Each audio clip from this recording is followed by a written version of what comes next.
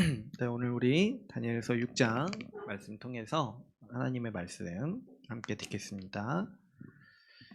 우리가 이번 달 계속해서 지난달부터 해서 다니엘서 6장 함께 살펴보고 있습니다.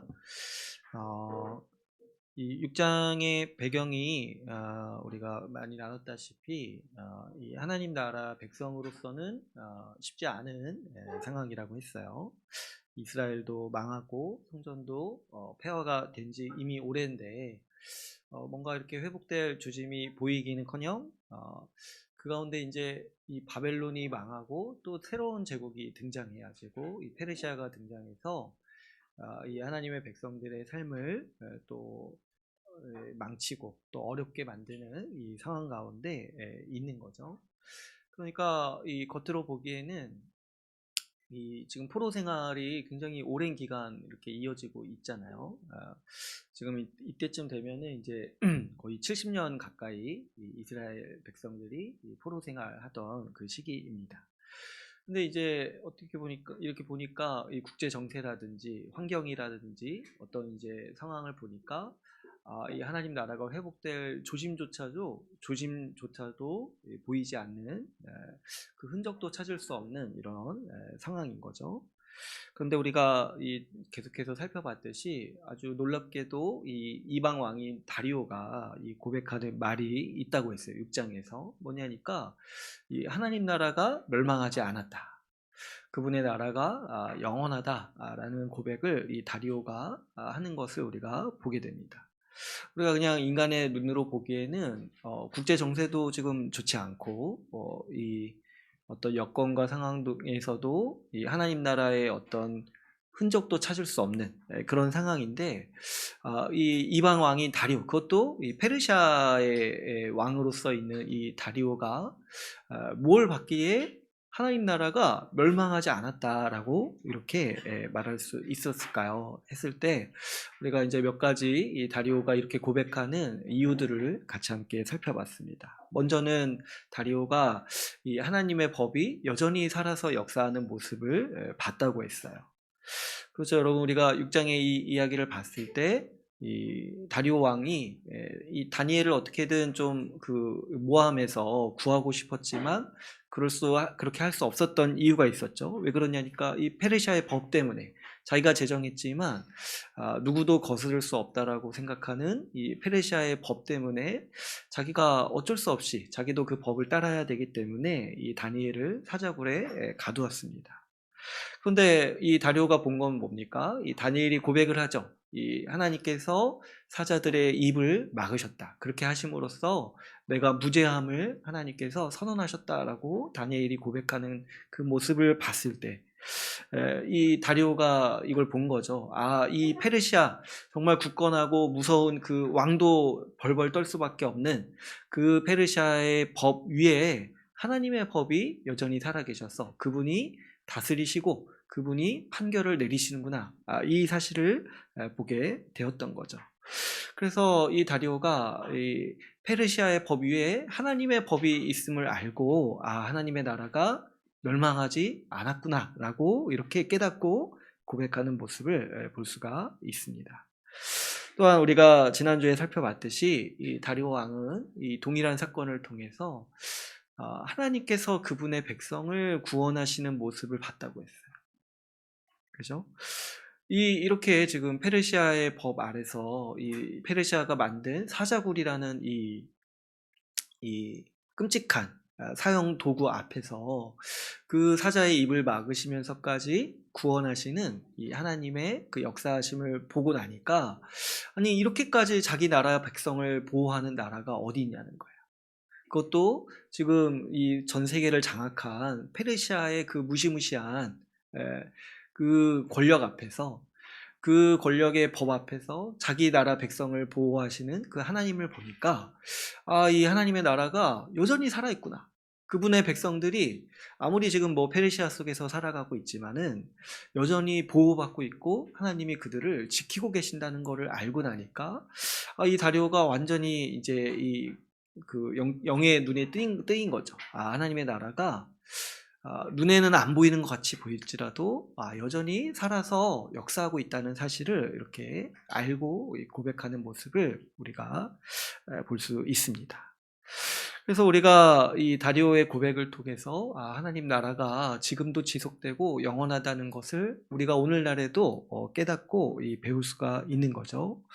또 더 나아가서 우리가 이제 지난주에 한 번 더 깊게 살펴봤던 거는 하나님께서 그분의 백성을 구원하는 방식에 대해서 우리가 같이 함께 살펴봤습니다.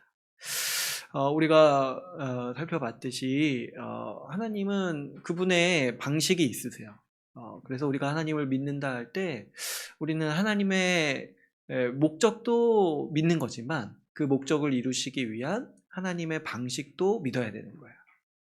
하나님이 이런 방식으로 일하시기로 결정하시고 작정하셨다 하셨을 때 우리가 신뢰해야 되는 거는 그 방식이야말로 가장 지혜롭고 복된 방식이라는 것을 우리가 인정해야 된다는 거죠. 그런데 하나님께서 그분의 백성을 구원하는 방식이 다니엘서에서 어떻게 나타났습니까? 우리가 지난주에도 살펴봤듯이 하나님은 사자굴을 피하도록 하신 게 아니라는 거예요. 그 다니엘의 친구들에게도 마찬가지였죠. 그 풀무불을 피하도록 구원하신 게 아니라는 거예요. 그죠? 제가 참 안타깝은 생각도 좀 있어요. 이왕이면 좀 피하게 해주시면 얼마나 좋을까. 근데 그게 이제 사람의 생각이고 사람의 방법인 거예요. 하나님은 이렇게 하나님의 백성을 구원하시기로 정하셨어요. 사자굴을 면제해 주지 않지만은 사자굴 속에서 지켜주신다는 거예요. 마찬가지로 이 다니엘의 친구들도 풀무불에 안 들어가도록 막아주시는 게 아니라 그 불 속에서 지켜주시고 그 불 속에서 능히 살아갈 수 있도록 보호해 주신다는 거예요. 하나님이 이렇게 아주 정말 우리 인간의 힘으로는 이해할 수 없는 방식으로 구원하시는 이유가 있다고 했죠. 왜 그러냐니까 하나님은 이를 통해서 하나님의 백성이 이 땅을 살아갈 때 반드시 고난이 있다는 사실을 알도록 하시는 그분의 방식이라고 했습니다. 그래서 우리가 지난주에 나눴던 것처럼 여러분 성도에게는 반드시 고난이 있습니다. 왜 그렇냐니까 이 하나님의 말씀과 세상의 이 가치관이 충돌하기 때문이죠. 오늘 6장에 나오는 것처럼 하나님의 법과 페르시아의 법이 충돌하기 때문에 하나님의 법에 따라 사는 사람들은 반드시 고난을 겪을 수밖에 없다는 거예요. 세상이 하나님의 말씀에 따라 사는 사람들을 비웃고 조롱하고 때로는 핍박하기 때문에 반드시 고난이 있습니다. 또 그뿐만이 아니죠.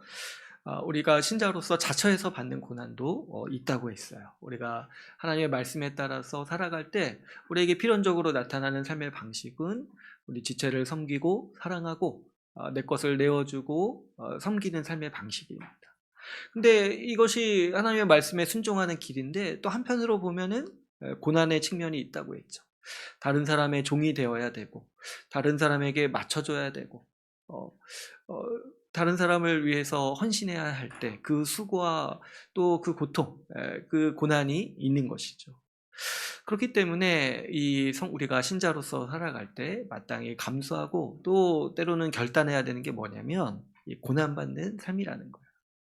이 고난에 대해서 그래서 이제 지난주에도 말씀을 드렸지만 고난이 없다고 자랑하는 게 신자의 삶이 아니라는 거예요.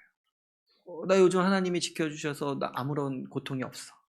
이렇게 말하는 것으로 가짜일 수가 있다는 거죠. 오히려 우리가 우리 주님의 보호하심과 또 주님의 인도하심에 따라 살아갈 때 우리 삶에는 지속적으로 고난과 고통이 친구처럼 사자처럼 입이 막힌 그 사자처럼 우리 삶에 함께 따라가고 있는 것이죠. 그러니까 오히려 우리 이제 신약성경의 다른 부분에서도 이렇게 우리가 살펴봤을 때 고난이 없는 삶은 가짜다는 거예요. 가짜 신자의 삶이라는 거예요. 이 고난이 있다는 게 우리가 참된 신자, 하나님의 자녀라는 강력한 증거라고 이 성경은 우리 모든 본문 가운데서 증언하고 있습니다. 근데 우리가 이 고난과 관련해서 반드시 이제 기억해야 되는 게 뭐냐니까 하나님이 우리 이 고난 가운데서도 우리를 돌보시고 지키신다는 사실이죠. 우리가 신자로서 세상을 살아가면서 겪는 어떤 고난이나 할지라도 주님은 그 가운데 버틸 힘을 주시고 결국에는 우리를 구원하신다라고 주님은 분명히 우리에게 말씀하십니다. 하나님께서 이 다니엘을 사자굴에서 버틸 수 있도록 도우셨듯이 우리 삶을 끝까지 지켜주실 것입니다. 그래서 우리가 그냥 인간적으로 보기에 사자가 너무 무섭고 그래서 우리 삶에 있을 법한 고난과 예상되는 고통들이 너무 두렵고 참 싫지만 우리가 또 그 주님을 믿고 따라갈 수 있는 분명한 그 믿음이 어디에 있습니까? 하나님께서 우리를 지켜주시고 능히 이길 수 있는 힘을 주신다는 거예요. 우리가 믿는 예수 십자가 복음에도 이러한 주님의 뜻이 분명히 잘 나타나 있습니다. 하나님이 여러분 우리를 구원하실 때 우리를 이 고통스러운 세상 속에서 밖으로 건져내시면서 구원하시는 게 아니죠. 우리 하나님이 우리를 구원하신다 하실 때 우리를 어디 다른 데로 데려가시거나 뭐 이렇게 세상 밖으로 우리를 끌어내시는 게 아니잖아요. 어떻게 구원하셨습니까? 주님은 오히려 우리가 고통받는 세상, 우리가 고난을 겪고 있는 이 세상 가운데 우리를 찾아오셨습니다. 우리와 같은 모습, 우리와 같은 육체를 입고 오셔가지고 우리와 같은 고통을 겪으시고 우리가 겪는 상처와 고난을 그분이 직접 경험하십니다. 더 나아가서 주님은 우리가 받아야 할 죄의 심판과 고통을 우리 대신에 겪으셨습니다. 그렇기 때문에 우리는 십자가 복음을 통해서 주님이 사자굴과 같은 우리 인생에 함께 하신다는 것을 보게 되는 것이죠. 다니엘은 이 사자굴에서 천사가 사자들의 입을 막는 것을 봤습니다. 그런데 우리는 무엇을 보냐니까 우리는 십자가 복음을 통해서 우리 주 그리스도께서 우리를 향한 죄의 심판과 위협을 막고 있는 모습을 우리는 날마다 보면서 살아가고 있는 것이죠. 그래서 이것이 얼마나 우리에게 큰 위로가 되는지를 모르겠어요.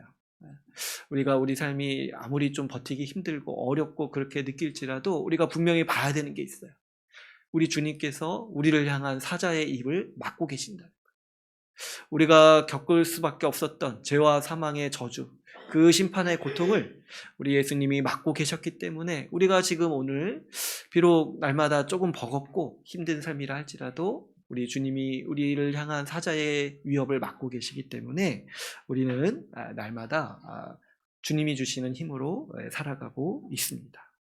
그래서 우리가 신자로 살아갈 때 우리는 우리 주님께서 우리 삶 모든 국면에서 함께 하신다는 것을 믿고 우리는 살아가야 마땅하죠. 특별히 오늘도 우리가 6장을 이렇게 같이 함께 보려고 하는데요. 오늘은 이 다니엘이 기도한 장면을 한번 살펴보려고 합니다. 원래 오늘 6장을 마지막으로 보려고 했는데 설교가 좀 긴 것 같아서 두 개로 나눴습니다. 오늘 나눴습니다. 오늘 좀 길어지는 것 같아요. 그래서 좀 짧게 2번 할 수도 있고 아니면 좀 길게 2번 할 수도 있고 그렇긴 하지만 근데 어떻게 될지 모르겠어요. 분량을 제가 계산을 미처 못해가지고 아무튼 이제 이 다니엘이 기도한 장면을 오늘 한번 집중해서 살펴보려고 하는데요. 오늘 6장 10절 말씀 우리가 같이 함께 봤습니다.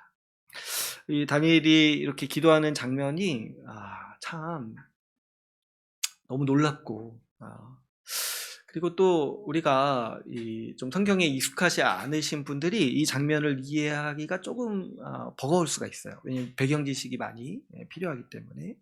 어쨌든 근데 우리가 6장을 많이 살펴봤기 때문에 지금 이 다니엘 6장 10절에서 이 다니엘이 기도하는 장면이 굉장히 긴장되는 장면이라는 것을 우리가 잘 알고 있죠. 이 다니엘을 고발하려던 사람들이 어떻게 했습니까? 이 페르시아의 법을 제정해서 이 다니엘에게 함정을 받습니다. 그 법의 내용이 아주 엉터리이죠. 뭐냐니까 왕이 아닌 다른 사람이나 신에게 무엇을 구하면 이 사자굴에 던져넣기로 하는 법이었어요. 근데 이제 이들이 왜 이렇게 법을 이렇게 만들었냐니까, 다니엘을 계속해서 이제 지켜보니까 이 다니엘이 매일마다 하는 습관이 있었다는 거예요. 뭐예요? 이 집에서 예루살렘을 향해서 창문을 열고 하루 3번씩 기도하는 사람이라는 거를 이 사람들이 알았다는 거죠. 그래서 그거를 알고 이 다니엘에게 함정을 파기 위해서 이 법을 이렇게 제정한 거예요. 그리고 이 사람들은 반드시 다니엘이 이걸 지킬 거라는 걸 알았어요. 그래가지고 이 법을 제정할 때 30일 동안 이 법을 제정하기로 이렇게 얘기를 한 거예요. 그러니까 30일 안에 분명히 다니엘은 이렇게 할 거라고 이 사람들은 예상을 했다는 거죠. 근데 오늘 우리가 읽은 10절을 보면은 다니엘은 이 조서에 왕의 도장이 찍힌 것을 알고도 기도했다라고 이렇게 기록되어 있습니다. 다니엘이 그래서 왜 이렇게 했을까요? 그죠? 굳이 여러분 우리가 이제 아시다시피 이렇게 안 해도 되잖아요. 그죠? 기도를 공개적인 자리에서 안 해도 되잖아요. 이 골방에서 몰래 해도 되잖아요. 그렇게 해도 되는데 왜 굳이 이렇게 했을까? 그리고 또 어떻습니까? 그냥 골방에서 기도하기 싫은 걸 수도 있으면 그 창문을 안 열고 기도해도 되잖아요. 그죠? 근데 이제 이 다니엘은 굳이 이 창문을 열고 예루살렘을 향해서 기도했다는 거예요. 그냥 좀 딴지를 걸어보자면 그냥 창문 닫고 예루살렘을 향해 기도해도 되잖아요. 그죠? 근데 이제 굳이 이제 그렇게 했다는 거예요. 그러니까 이 장면은 굉장히 특이하고 우리가 또 기도에 대해서 생각해 볼 때 기도는 그냥 아무 데서나 해도 주님이 들으시는데 심지어 예수님은 기도에 대해서 가르치실 때 어떻게 하셨습니까? 공개적인 자리에서 하지 말고 골방에서 이렇게 하라고 했잖아요. 은밀히 하라고 했잖아요. 왜 다니엘은 이렇게 공개적으로 창문을 열고 이렇게 기도를 했냐는 거예요. 그리고 사실 예루살렘을 향해서 기도하는 것도 참 특이한 모습이에요. 그죠? 지금 이제 다니엘은 노년의 시기에 살고 있어요. 그러니까 어릴 때 바벨론에 이제 끌려와가지고 이 예루살렘을 소년 때 보고 그 뒤로 본 적이 없는 거예요. 그러니까 몇십 년이 지났죠. 근데 이제 예루살렘이 어떻게 됐냐니까 그 후에 폐허가 됐어요. 성벽도 무너지고 성전도 무너졌습니다. 그러니까 지금 이 다니엘은 폐허가 된 예루살렘을 향해서 이 창문을 열고 기도하고 있는 거죠. 그래서 이 다니엘이 왜 굳이 이렇게까지 했을까? 왜 굳이 이렇게까지 본인의 생명이 위험에 처할 것을 알고도 어떻게 보면은 목숨을 걸고 한 일 아니겠습니까? 이렇게 했습니까? 그랬을 때 뭐 단순히 그냥 이게 그냥 약간 정말 센고집이다 이렇게 생각할 수도 있지만은 이 배경을 좀 우리가 알고 보면은 여기에는 아주 절실한 사연이 있음을 알게 됩니다. 그 사연을 우리가 이제 다니엘서 후반부에서 한번 발견할 수가 있는데요. 우리 9장을 한번 볼까요? 9장 1절, 2절을 한번 보도록 하겠습니다.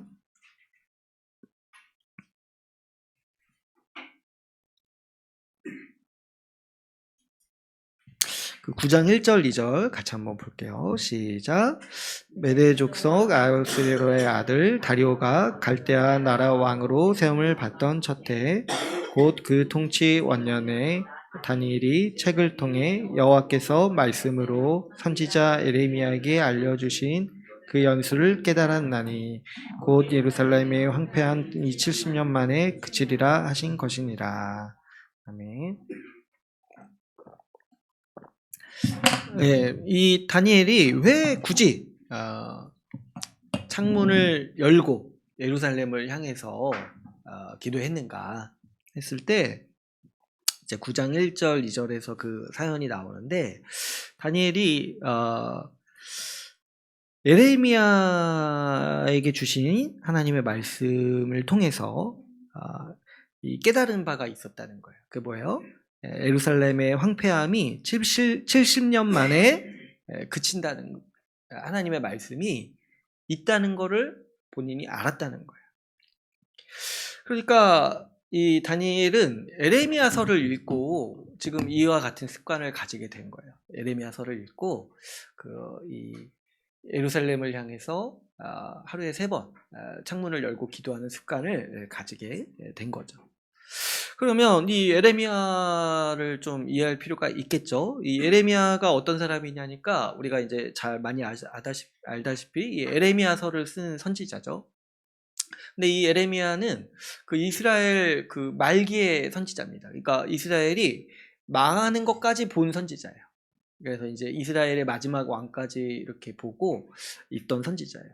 그러면 이제 이 선지자가 어떤 예언과 대언을 했겠습니까? 했을 때 이 예레미야가 지속적으로 강조하고 또 이 예언한 내용이 뭐냐면 이스라엘이 바벨론에 의해서 심판받는다는 거예요. 이스라엘이 바벨론에 의해서. 그거를 이제 그 마지막 왕이 이제 시드기야 때 이전부터 계속해서 하나님의 말씀을 대언했어요. 그래서 이 이스라엘의 범죄 때문에 하나님이 심판하실 것이다. 그래서 회개해라. 바벨론으로부터 이 하나님이 심판하실 것이다. 그래서 이제 바벨론이 쳐들어올 때 얌전히 항복해라고 주장했던 이 선지자예요. 그러니까 이 예레미야가 여러분 이제 그 우리가 흔히 부르는 별명 중에 하나가 그 눈물의 선지자라고 많이 부르는 거를 들어보신 적이 있을 거예요. 근데 왜 그러냐니까 그래서 핍박을 많이 받았어요. 이 선지자가. 여러분 한번 생각해 보시면 얼마나 그 왕이나 그 사람들이 보기 싫었겠습니까? 그 바벨론이 이렇게 쳐들어올 때 왕도 그렇고 그 대부분의 사람들은 어떻게든 버텨보려고 애쓰지 않았겠어요? 막 그래 애쓰고 어떻게든 버텨보려고 저기 다른 나라한테 도움도 구하고 이렇게 했는데 그때마다 예레미야가 나와가지고 그렇게 하지 말라 쓸데없는 짓이다 망할 거다 이렇게 이제 얘기했던 거예요. 하나님 말씀에 따라서. 그러니까 이 왕이 보기에 너무 화도 나고 어떻게든 잘해보려고 하는데 자꾸 망한다고 하니까 자꾸 심판받는다 하니까 그래서 너무 화가 나고 또 그때 당시 이제 대부분 다른 이제 그 거짓 선지자들은 하나님이 바벨론으로부터 구원하실 거다 이런 얘기를 하니까 이 예레미야가 미움을 많이 샀어요. 왕으로부터도 미움 사고 또 그 당시 이제 이스라엘 사람들도 얼마나 싫어했겠습니까? 우리나라 망한다고 이렇게 얘기하니까. 그래서 이제 이 예레미야가 평생에 정말 외롭게 살고 고통을 겪고 힘들게 살았어요. 그런데 또 하나님께서 이 예레미야를 통해서 또 어떤 말씀도 주시냐니까 이 이스라엘을 회복하겠다는 말씀도 주세요. 그러니까 참 이렇게 부름받으면 안 되는데. 보니까 이스라엘이 이렇게 아직 이렇게 버티고 있을 때는 예레미야가 이스라엘이 이제 앞으로 망할 것이다. 이 예언을 했는데 이제 이스라엘이 망할 때쯤 되니까 어떻게 해요? 하나님이 그 예레미야한테 어떤 말씀을 주시냐면은 이스라엘을 회복할 것이다라는 이제 예언의 말씀을 주신다는 거예요. 그러니까 이건 정말 그 사람들이 싫어할 말만 이렇게 좀 한 거예요. 예레미야가 어떻게 보면은. 근데 이제 예레미야가 그래서 이제 그 받은 그 회복의 말씀이 예레미야서 이제 곳곳에 있는데 이 29장에 이렇게 나와 있어요. 우리 예레미야서를 한번 볼까요? 예레미야서 29장. 앞으로 조금만 넘기시면 되겠죠? 그 29장 10절에서 11절 말씀을 한번 보도록 하겠습니다. 예레미야서 29장.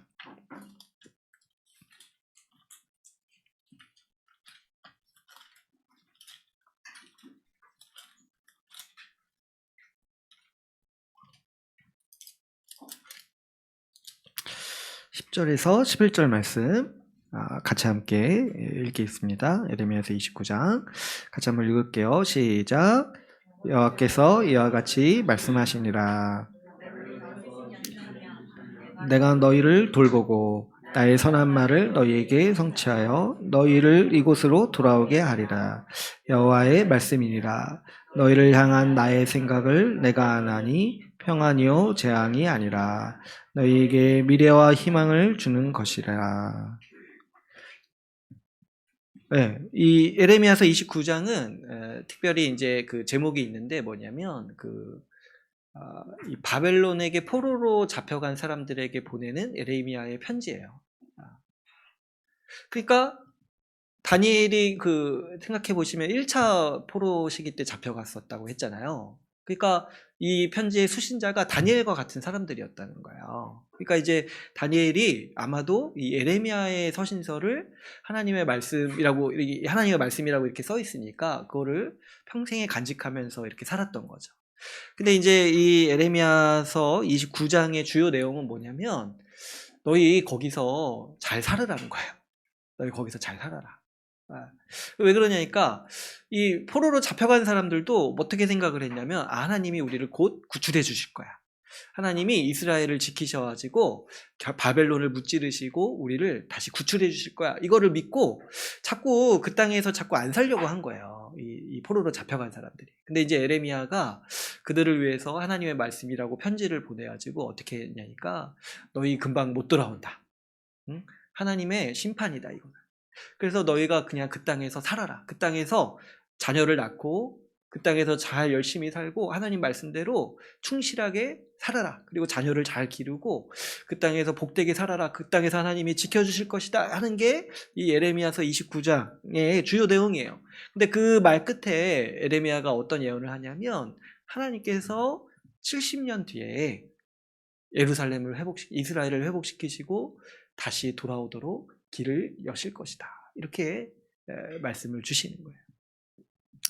그러니까 이 말씀은 이 70년 뒤에 회복하신다는 말씀은 사실 이제 두 가지 의미가 있죠. 뭐냐니까 지금 당장은 아니라는 거예요. 그리고 대부분의 사람, 너희 대부분은 그 땅에서 죽을 거라는 거예요.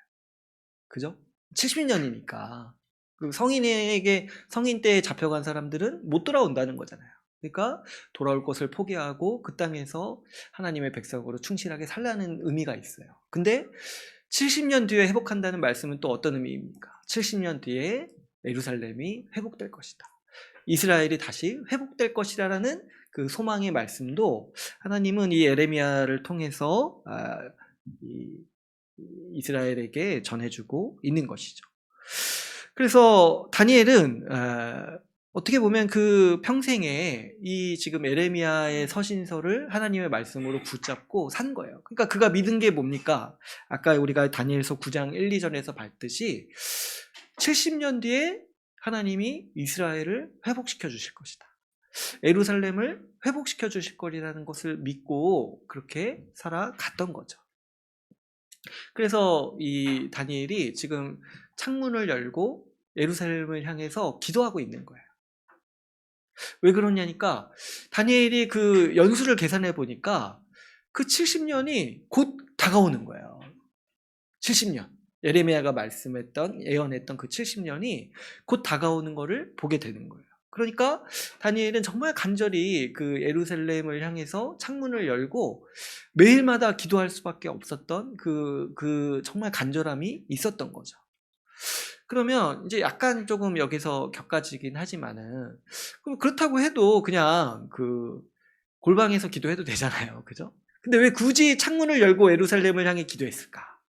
이거는 이제 이 성전에 대한 이 하나님의 말씀과 이스라엘 백성들의 그 믿음의 이 배경이 있습니다. 이제 우리가 말씀을 이것까지는 살펴보지는 않겠지만은 솔로몬이 이 성전을 지을 때 이 성전이 어떤 기능을 할 것이다라고 예언하고 또 소원했던 그 봉헌 기도가 있어요. 솔로몬의 성전 봉헌 기도. 근데 이제 거기에 보면은 이 성전을 향해서 기도했을 때 하나님께서 복 주시고 그 기도를 들어주시기를 소원하는 이제 내용들이 나옵니다. 이것도 말씀을 그냥 한번 찾아볼까요? 열왕기상 8장 46절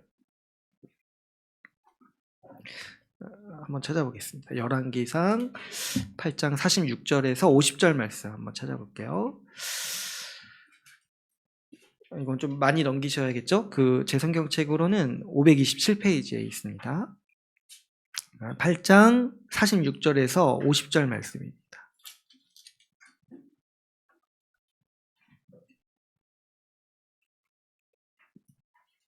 우리 이것도 한번 같이 읽어볼까요? 열왕기상 8장 46절에서 50절 말씀 같이 읽어보겠습니다. 시작. 범죄하지 아니하는 사람이 없사오니 그들이 주께 범죄함으로 주께서 그들에게 진노하사 그들을 적국에게 넘기심에 적국이 그들을 사로잡아 원그를 막론하고 적국의 땅으로 끌어간 후에 그들이 사로잡혀 간 땅에서 스스로 깨닫고 그 사로잡은 자의 땅에서 돌이켜 주께 간구하기를 우리가 범죄하여 반역을 행하며 악을 지었나이다 하며 자기를 사로잡아간 적국의 땅에서 온 마음과 온 뜻으로 주께 돌아와서 주께서 그들의 조상들에게 주신 땅, 곧 주께서 택하신 성읍과 내가 주의 이름을 위하여 건축한 성전이 있는 쪽을 향하여 주께 기도하거든. 주는 계신 곳 하늘에서 그들의 기도와 간구를 들으시고 그들의 일을 돌아보시오며 주께 범죄한 백성을 용서하시며 주께 범한 그 모든 허물을 사하시고 그들을 사로잡아간 자 앞에서 그들로 불쌍히 여김을 얻게 하사 그 사람들로 그들을 불쌍히 여기게 하옵소서. 아멘. 그쵸. 여기 이 열왕기상 8장은 솔로몬이 성전을 짓고 그 봉헌 기도를 할 때 이 성전을 향한 소망을 담아서 하나님께 드린 기도예요. 그래서 이제 여러 가지 이제 소원들이 있는데 그 중에 이제 하나가 뭐예요? 혹시라도 우리 하나님의 백성들이 하나님께 범죄해서 하나님이 예고하셨던 그 심판, 범죄했을 때 예고하셨던 심판, 그 이방 땅으로 포로로 잡혀가는 그런 상황이 올지라도 뭐예요? 이 성전을 향해서 온 마음과 온 뜻으로 우리의 죄를 깨닫고 간절히 회개하고 기도할 때 하나님께서 그것을 들어주시고 또 그를 통해서 우리 백성들을 불쌍히 여겨달라고 이 솔로몬이 이 성전을 봉헌하면서 했던 기도가 여기에 이제 나와 있는 거죠. 근데 어떻습니까? 지금 다니엘이 처한 상황이 이것과 똑같죠. 참 놀랍게도 이 다윗 솔로몬 이스라엘의 초창기 왕이 예언했던 그 상황이 지금 다니엘이 맞이하고 있는 거예요. 그러니까 다니엘은 이 구약 성경을 알고 있었고 또 에레미야가 얘기한 그 말씀 70년 뒤에 회복하리라는 그 말씀도 알고 있었다라고 우리가 이해할 수 있죠. 그러니까 여기서 보면 어떻게 얘기를 해요? 이 솔로몬이 기도할 때 이 성전을 향해서 기도하면 하나님께서 그 기도를 들어주옵소서 이렇게 이제 얘기를 하잖아요. 그러니까 다니엘이 지금 이제 여기에 너무 마음이 가 있는 거예요. 비록 지금 다니엘이 기도할 때는 성전이 없어요. 다 폐허가 됐어요. 근데 이제 다니엘은 이게 너무 간절한 거예요. 우리 나라가 다시 회복되고 우리 민족이 다시 하나님이 주신 땅으로 돌아가서 하나님 나라 백성으로서 살아가는 그 삶이 소망되고 또 하나님이 70년 뒤에 그 일을 하신다라고 약속하셨으니까 그게 이제 자기 인생에서 너무 소망이 되는 거예요. 그래가지고 지금 자기 목숨이 위협받고 있지만 성전을 향해서 지금 기도하고 있는 거예요. 성전을 향해서. 근데 왜 창문을 열고 합니까? 혹시라도 창문을 막고 하면은 자기가 정말 온 마음과 온 지금 힘으로 이것을 기도한다라는 것이 안 드러날까 봐. 하나님께서 좀 자기 마음과 간절함을 알아달라는 그 심정으로 지금 목숨을 걸고 이 창문을 열고 예루살렘을 향해 기도하고 있는 것이죠. 그래서 여러분 우리가 이 배경, 이 솔로몬의 성전 봉헌 기도와 그리고 에레미야의 이 70년 예언을 알고 나면은 왜 다니엘이 예루살렘에 창문을 열고 기도했는지를 우리가 알 수 있죠. 다니엘은 지금 철저하게 하나님의 말씀에 근거해서 기도하고 있는 거예요. 철저하게. 성전을 이스라엘 백성에게 주셨을 때 하나님이 주신 약속. 이 성전에서 하는 기도와 성전에서 하는 기도뿐만 아니라 성전을 향하여서 드리는 기도까지 하나님이 들으시겠다고 하신 그 약속. 그리고 에레미야에게 주신 약속. 70년 뒤에 이스라엘을 회복하시겠다라는 그 하나님의 약속에 근거해서 지금 다니엘은 창문을 열고 기도하고 있는 거죠. 그래서 여러분 여기서 이제 본문에 보면은 그가 하루에 3번 기도했다고 나오잖아요. 여러분 이 다니엘이 예루살렘을 향하여서 하루에 3번 기도했을 때 뭐 가지고 기도했겠습니까? 그 기도의 내용도 우리는 충분히 알 수가 있어요. 하나님께서 이스라엘을 회복하시고 포로로 사로잡힌 그분의 백성을 다시 돌아가게 해달라고 다니엘은 하루에 3번 예루살렘을 향해서 창문을 열고 간절하게 기도했던 거죠. 이 다니엘의 기도가 이제 유명해가지고 뭐 이런 것도 다니엘 기도회 이런 것도 많이 한다고 해요. 근데 그 다니엘이 뭘 가지고 기도했는지 알고 기도하는지는 제가 잘 모르겠어요. 정말 하나님 말씀에 근거해서 하나님 나라를 위해서 기도하는 거예요. 하나님 나라를 향해서 하나님 나라가 회복되기를 원하는 그 간절한 마음을 가지고 기도하고 있는 것이죠. 이 얼마나 지금 이 기도의 정수를 보여주는지 모르겠어요. 여러분, 우리가 주기도문의 앞부분을 배울 때 예수님이 가르쳐 주신 우리 주기도문에도 어떻게 시작한다고 되어 있습니까? 하나님께서 영광 받으시기를 원하고 나라가 임하옵기를 구하는 기도를 드리는 것이 신자의 기도라고 했습니다. 그러니까 다니엘이 하루 3번은 기도한 그 기도가 뭐냐니까 바로 그 주기도문의 앞부분을 기도한 거예요. 주기도문의 앞부분. 하나님의 나라가 회복되기를 원합니다. 그래서 그 하나님의 백성이 하나님의 그 주신 땅으로 돌아가서 하나님의 백성답게 충만하게 살기를 원합니다라고 이 다니엘이 간절하게 기도했던 거죠. 이 하나님의 약속을 붙잡고 그 얼마나 간절히 기도했냐니까 오늘 6장 10절이 어떤 장면입니까? 이 다니엘이 자기 목숨을 내놓는 장면이잖아요. 자기 목숨을 내놓을 정도로 자기 생명을 다할 정도로 이 다니엘은 하나님 나라를 향해서 간절히 소망했다는 거죠. 그렇기 때문에 이렇게 창문을 열고 기도한 것은 단순히 이 다니엘의 어떤 고집이라든가 습관이 아니라 하나님의 말씀과 약속을 간절히 신뢰하는 그의 믿음이었다는 것을 우리가 충분히 이해할 수 있습니다. 여러분, 이렇게 볼 때 이 다니엘의 우리 인생이 어떠했는가를 우리가 충분히 볼 수 있어요. 다니엘은 평생을 우리가 그동안 살펴봤듯이 이 바벨론과 페르시아 그 제국에서 최고의 지위를 누렸던 사람입니다. 그 바벨론에서도 박수장이었고 페르시아에서도 3명의 총리 중에 1명이었어요. 그러니까 평생을 고위공직자로 보낸 사람이에요. 그래서 뭐 그런 묘사가 나오지는 않았지만 모르긴 몰라도 그가 살았던 집은 그 지위와 명성에 걸맞게 아주 고급 주택이었을 거예요. 뭘 보고 유추할 수 있냐니까 창문이 어떻게 예루살렘을 향해 난 창문도 있었다는 거 아니겠습니까? 그죠? 우리 집에 가서 여러분 집에 창문이 사방에 있지는 않잖아요. 그죠?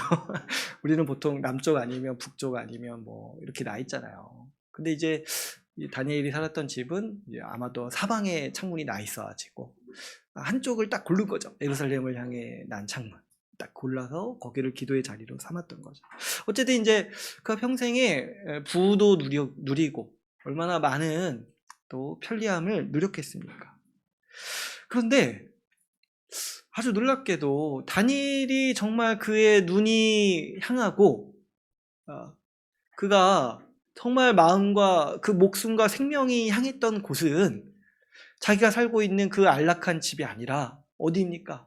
이미 폐허로 변해버린 예루살렘이었다는 거예요. 그곳을 바라보면서 폐허로 변해버린 이 예루살렘이 회복될 뿐만 아니라 더 나아가서 지금 거기로 돌아가기를 소망하고 있다는 거예요.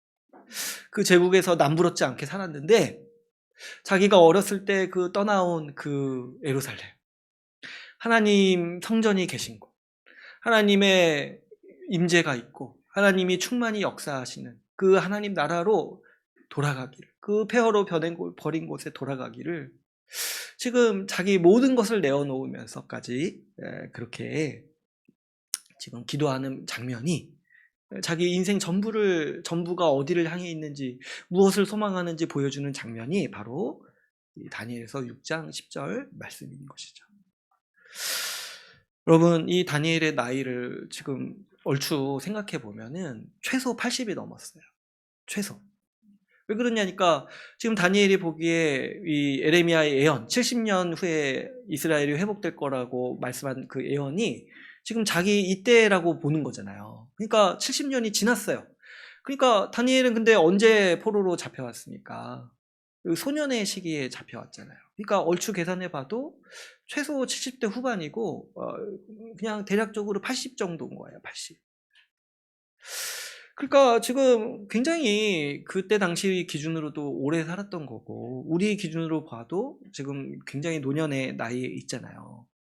근데 이렇게 살았으면 사실 그리고 이 젊었을 때나 그 평생을 정말 신실하게 살았으면은 이 정도 됐으면 어떤 마음이 들겠습니까? 아, 은퇴해야지고 그냥 어디 이렇게 좀 안락한 곳에 가서 좀 안정되게 인생을 좀 마무리하고 싶다는 생각이 들지 않겠어요? 에, 그렇지 않겠습니까? 예. 저는 뭐 지금 뭐 나이 40만 돼도 그런 생각이 드는데 80 넘으면 얼마나 더 그렇겠습니까? 아, 이제 다 마무리하고 정리하고 싶다. 편히 쉬고 싶은 마음이 들지 않겠습니까? 그런데 다니엘은 그 고령의 나이에도 여전히 하나님 나라를 소망하면서 살고 있습니다. 자기 목숨을 걸고 기도하면서 하나님 나라를 향해서 영적 전투를 벌이고 있는 거죠. 자기가 지금까지 이룬 것, 자기가 지금까지 성취해온 것, 자기가 지금까지 가진 것, 그런 거 모든 거 아랑곳하지 않고 오로지 하나님 나라가 회복되고 하나님 나라의 백성으로서 남기를 바라는 마음으로 지금 다니엘은 자기 전 인생을 걸고 기도하고 있는 것이죠.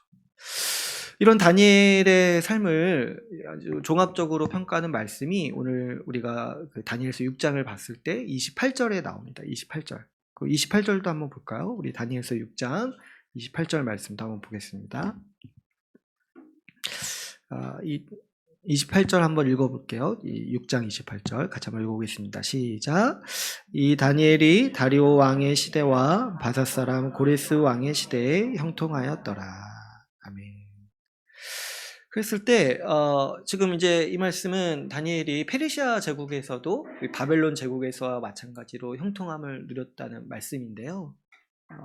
다음 주에 한번 더 깊게 살펴볼 텐데 특별히 여기서 고레스 왕의 시대에 형통했다는 말씀은 의도적으로 지금 기록하고 있는 말씀이에요.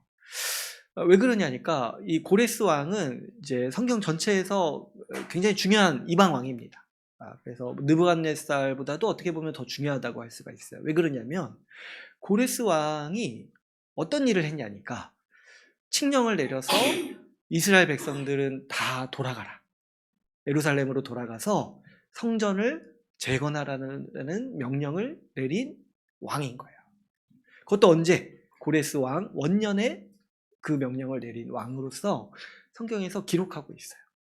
그래서 고레스 왕은 구약에서 보면은 거의 그 메시아의 이 모형으로서도 볼 수 있는 왕인 거예요.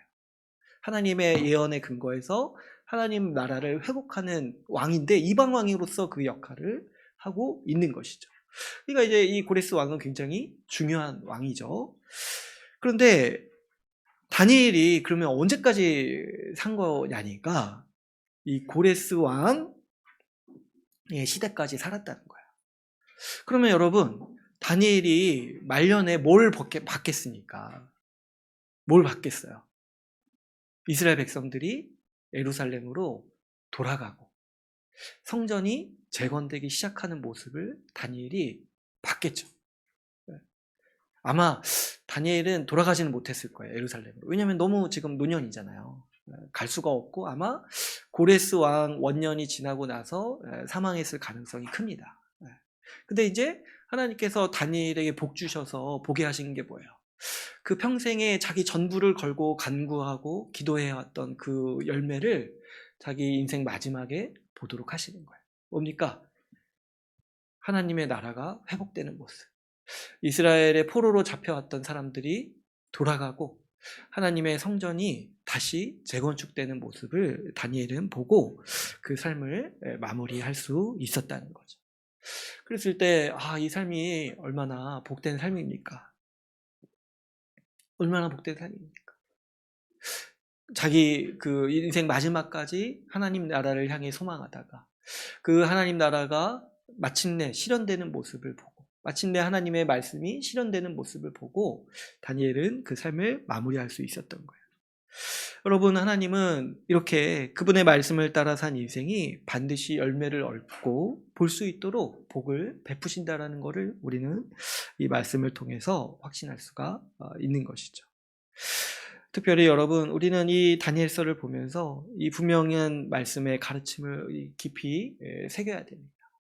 다니엘이 무엇을 소망하면서 살았고 하나님 나라를 향해서 소망하면서 살았을 때 하나님께서 그 소망의 열매를 보여주시고 그 다니엘의 인생을 복되게 마무리할 수 있도록 그 복 주셨다는 이 말씀을 우리가 끊임없이 되뇌이고 또 서로 이야기해주고 깨우쳐야 돼요. 이거 사실을 아는 것이 우리한테는 굉장히 중요합니다. 왜냐하니까 우리가 살아가는 세상은 마치 제국처럼 마치 그것만이 있는 것처럼 그것만이 절대적인 세상인 것처럼 보이기 때문이죠. 우리가 살아가는 세상을 보면은 우리 눈에는 그냥 이 세상이 실체, 이 제국과 같은 세상이 실체로 보이고 하나님 나라는 아무런 실체가 없는 것처럼 보여요. 눈에 보이지 않고 나한테 그렇게 큰 영향력이 없는 것처럼 보여요. 그래서 오늘날 사람들이 아무리 교회를 오래 다녀도 그냥 마음 편히 생각하는 게 뭡니까? 하나님 나라는 죽어서 가는 세상이라고 생각하는 거예요. 지금 살면서 눈에 안 보이니까. 지금 살면서는 그냥 이 세상이 절대적으로 보이는 거예요. 이 세상의 제국, 이 세상의 질서, 이 세상의 가치관이 절대적으로 보이는 거예요. 하나님 나라는 눈에 보이지 않는 것이죠. 우리가 사는 삶을 보면은 그럴 수밖에 없죠, 여러분. 우리가 직장에서 출근하고 이런 그 삶을 보면은 우리는 우리 삶의 대부분의 시간을 직장에서 보냅니다. 그래서 직장의 요구에 맞추라는 요구를 받고 직장의 요구에 따라서 우리의 생각, 계획을 변경하라는 요청을 받습니다.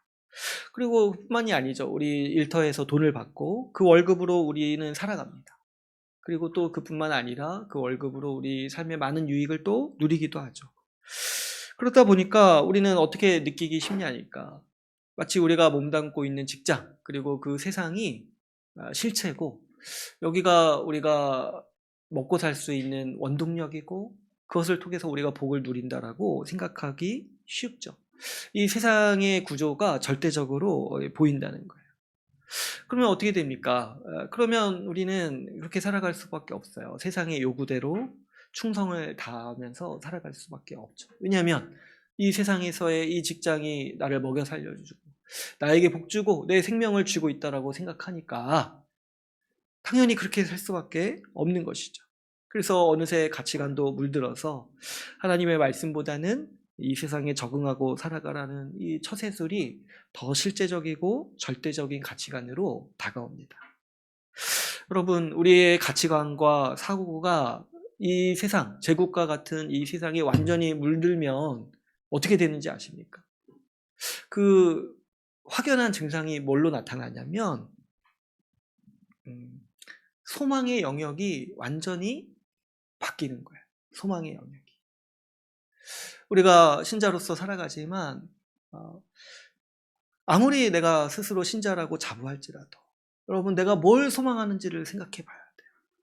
우리가 이 세상에 완전히 물들게 되고 이 세상의 이 제국의 힘에 완전히 굴복했을 때 우리가 결국 완전히 변질되는 건 뭐냐면 우리의 소망이 변질되기 시작합니다.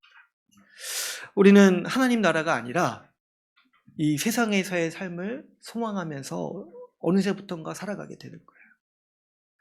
여러분, 내가 정말 소망하고 날마다 간절히 기도하고 간절히 구하고 싶은 그 소망이 뭐냐는 거예요. 만일 우리의 소망이 그냥 이 세상을 살아가는 교회 안 다니는 사람들과 똑같다라면 우리의 정체성과 영혼은 이미 세상에 속한 사람이라는 거죠.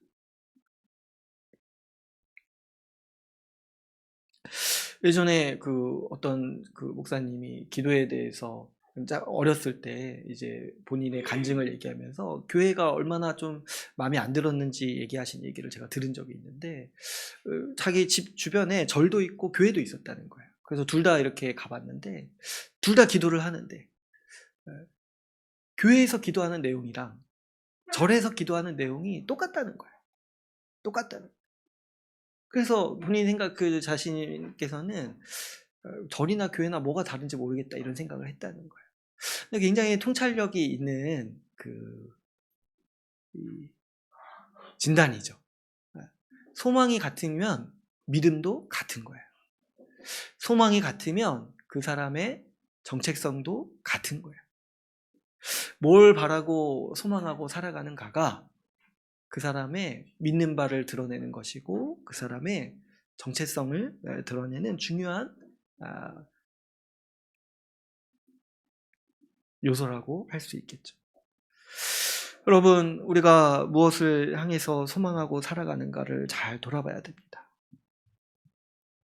세상 사람들이 뭘 소망합니까? 뭐 세상에서의 성공이나 안정된 삶을 소망하지 않겠습니까? 그래서 좀 열심히 사는 이유가 뭐겠습니까? 좀 열심히 해야지고 더 많이 벌거나 아니면 그냥 이 정도 만족하고 유지하는 삶, 안정되게 살아가는 삶을 소망하죠. 그런데 우리도 가만 보면은 우리가 이 세상을 살아가는 목적과 내 삶을 이렇게 살아가는 목적이 자꾸 그것과 유사해지는 경향이 있을 수 있는 거예요. 우리 신자로 또 자꾸 그런 거를 이렇게 영향을 받아서 자꾸 그냥 이 세상에서 조금 더 안정되기를 원하는 게 그냥 우리 인생의 목적이 돼버리고 가장 중요한 소망이 돼버리죠. 아니면 좀 더 얻고 싶어 하시는 분들도 있고. 그러나 여러분, 이 세상에서 쌓아 올리는 안정된 삶이라는 거는 허상이라는 거를 우리가 알 필요가 있습니다. 우리가 다니엘서를 통해서 살펴봤듯이 이 세상은 시시각각 무너지고 있어요. 그러니까 이 세상에서 우리가 무엇을 쌓아 올리고 여기서 그것을 통해서 안정감을 누리려고 하는 그 소망은 헛된 소망이라 헛된 소망. 그 사도 바울이 로마서 8장에서 얘기하는 눈에 보이는 소망은 헛되다는 거예요. 눈에 보이는 소망. 이 세상에 눈에 보이는 터전 위에다가 쌓아 올린 그 소망. 내가 이렇게 하면 좀 안정되게 살 수 있겠지. 내가 이렇게 하면 나중에 좀 넉넉해지겠지. 내가 이렇게 하면 나중에 부해지겠지.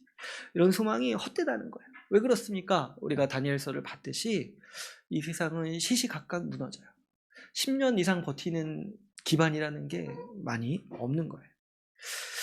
그런데 우리 주님은 오늘 말씀을 통해서 이 불언정한 세상에서도 유일하게 형통할 수 있는 길을 비춰주십니다. 뭐냐니까 우리는 하나님의 말씀을 따라서 영원한 하나님 나라에 우리의 기반과 우리의 소망을 두고 살아가야 한다는 거죠.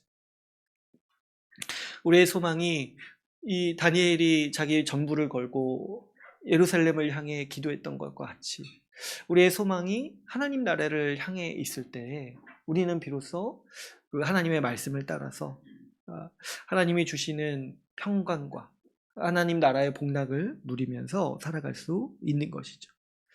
그렇기 때문에 여러분 우리는 자신을 영원한 하나님 나라의 백성으로 여기고 그 나라의 법과 그분의 가르침을 따라 살아야 됩니다. 무엇보다도 우리 주기도문이 가르치는 것처럼 하나님 나라를 구하고 소망하면서 살아야 돼요. 이 하나님 나라가 더욱더 세워지고 회복되고 충만해지고 그래서 우리가 이 하나님 나라의 복락을 온전히 이 땅에서 누리고 나만 누릴 것이 아니라 우리 지체들 또 저기 믿지 않는 사람들 또 우리 자녀들도 이 하나님 나라에 서서 살아갈 것을 소망하면서 우리가 살아가야 하는 것이죠. 사실 이 다니엘을 보면은요 하나님 나라를 바라보고 소망할 만한 증거가 사실 별로 없었어요. 아까도 제가 처음에 또 말씀드렸다시피 이스라엘도 망하고 성전도 무너졌습니다. 게다가 바벨론이 득세하는가 하더니 이제는 페르시아가 득세하고 있어요. 그런데 뭘 보고 이 다니엘이 끝까지 하나님 나라를 소망했냐니까 그냥 그 말씀 딱 하나인 거예요. 에레미야가 보낸 그 서신서 딱 하나. 70년 뒤에 예루살렘을 회복하실 거라는 그 하나님 말씀 그 딱 하나가 있어서 다니엘은 그 말씀 하나에 그 29장 그 한 장에 자기 인생 전체를 기반으로 쌓아 올린 삶이었다는 거예요. 그런데 여러분 우리를 생각해 보면 우리는 그보다 훨씬 낫죠. 훨씬 나은 정도가 아니에요. 완전히 다른 차원의 세상을 우리는 살고 있어요. 우리는 하나님께서 이 하나님 나라의 분명한 증거로 예수 십자가 복음을 주셨습니다. 그리스도께서 이 땅에 오셔서 그분의 백성에게 나라를 주시겠다는 하나님의 모든 약속을 다 성취하셨습니다. 그래서 어떻게 보면 다니엘이 이렇게 간절히 그 예루살렘을 향해서 창문을 열고 기도했던 그 기도의 완전한 응답이 예수 십자가 복음인 거예요. 예수 십자가 복음. 다니엘이 하나님 나라를 회복을 위해서 기도했을 때 하나님은 거기에 대한 사인으로 이 성전을 재건하도록 해주셨지만 거기에 더 완전한 성취와 회복은 이 바로 예수 십자가를 통해서 이루어지기 때문이죠. 뿐만 아니죠. 하나님께서는 우리 예수님께서는 특별히 그분의 나라, 그분이 세우시는 나라의 실체를 우리가 오늘날 소속되어서 누리는 이 교회를 통해서 보도록 하셨습니다. 그래서 교회를 통해서 하나님 나라의 복락을 누리도록 하셨고 교회를 통해서 하나님 나라의 말씀과 가르침과 그 삶을 살아가도록 하셨어요. 그래서 여러분 믿음, 소망, 사랑이라고 하잖아요. 우리 삶을. 믿음도 교회에 두셨고 사랑하는 삶도 교회에 두셨고 소망도 이 교회에 두신 거예요. 그렇기 때문에 우리는 그 다니엘보다도 완전히 다른 차원에서 살고 있죠. 우리는 더욱더 이 하나님 나라와 교회를 더 소망하면서 살만한 위치에 우리가 있습니다. 그렇기 때문에 여러분, 우리는 이 교회를 통해서 영원한 하나님 나라를 바라보면서 살아갑시다.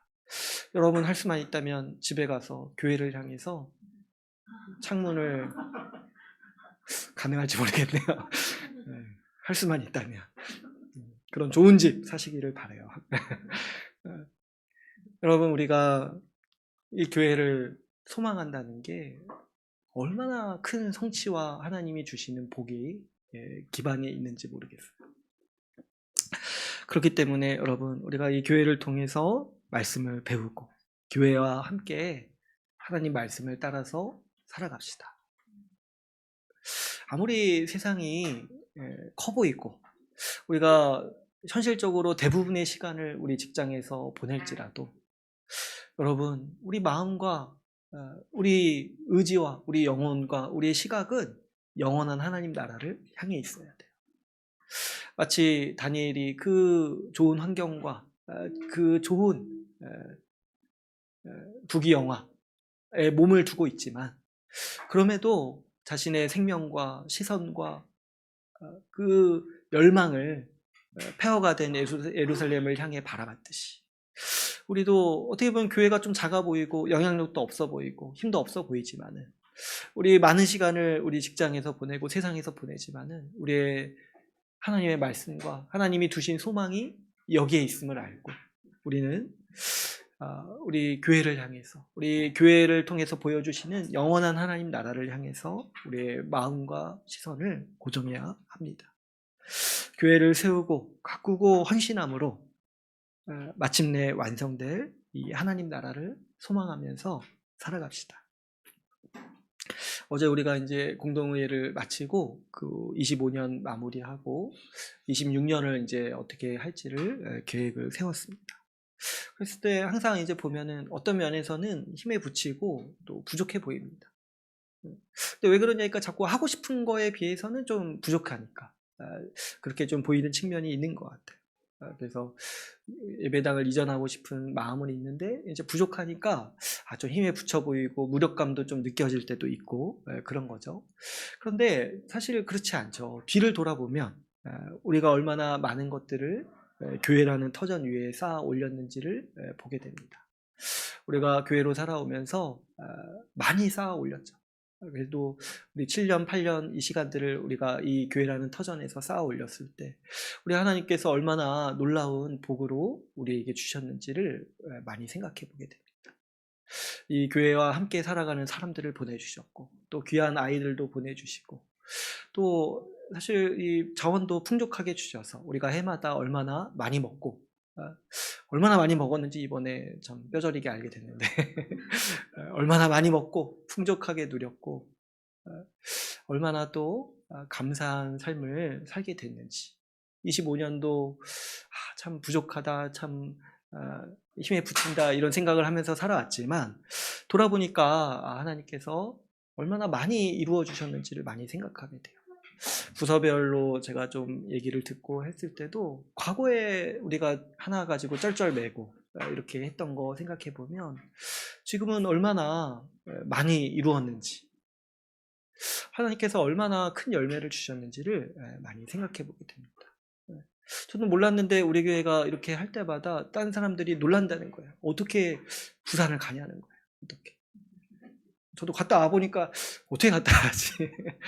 어디서 돈이 나서 갔냐는 거야. 어디서. 어떻게 시간을 다 그렇게 내냐는 거야. 근데 참 해보고 나니까 저 하나님께서 큰 열매를 또 주신 거구나. 우리 삶에 25년에 정말 잊지 못할 소중한 추억, 그 시간들 아주 충만하게 주셨구나. 그렇게 생각이 듭니다. 그래서 지금도 약간 이제 소망하는 바가 있어서 뭔가 좀 힘에 부치고 부족하다고 생각이 들지만 또 나중에 가보면 또 하나님께서 더 충만하고 더 확실한 하나님의 열매로 우리에게 보여주실 것을 믿습니다. 우리 하나님께서 더 아름다운 열매로 우리에게 주셔서 우리가 하나님 나라의 복락을 더 충만히 누릴 것을 우리가 바라보면서 우리 하나님 나라를 향해 소망을 고정하고 우리가 하나님 나라 백성으로서 함께 살아갑시다. 이제 오늘 말씀을 맺겠습니다. 오늘은 특별히 다니엘이 왜 목숨을 위협받는 상황에서도 창문을 열고 예루살렘을 향해 기도했는지 살펴봤습니다. 이거는 다른 어떤 것이 아니라 다니엘이 그 하나님의 말씀에 근거해서 살았던 것이고 그 하나님의 말씀에 근거해서 소망을 가졌기 때문에 했던 행동임을 우리가 같이 함께 살펴봤습니다. 예루살렘이 폐허가 되고 여전히 페르시아가 세상을 지배하지만 다니엘에게는 무엇보다도 확실한 하나님의 분명한 말씀에 근거한 소망이 있었습니다. 지금 폐허로 변해버린 예루살렘이지만 하나님이 말씀하셨으니 다시 하나님의 나라가 회복될 것을 믿고 끝까지 소망한 삶이었습니다. 그 다니엘의 기도가 완전히 성취된 사건이 바로 예수 그리스도입니다. 그리스도께서 오셔서 하나님 나라를 완전히 회복하시고 이 땅에 교회를 세우셨습니다. 그러므로 우리는 폐허가 된 예루살렘이 아니라 이미 그리스도께서 그분의 몸으로 세우신 그 하나님 나라 교회를 바라보면서 더욱 소망하며 살아갑시다. 하나님 나라를 소망하며 교회를 세우기 위해 살아갈 때 우리 주님께서 하나님 나라의 복을 충만하게 누리도록 하실 것을 간절히 소망합니다. 오늘 말씀을 마치고 같이 함께 기도하는 시간 갖도록 하겠습니다.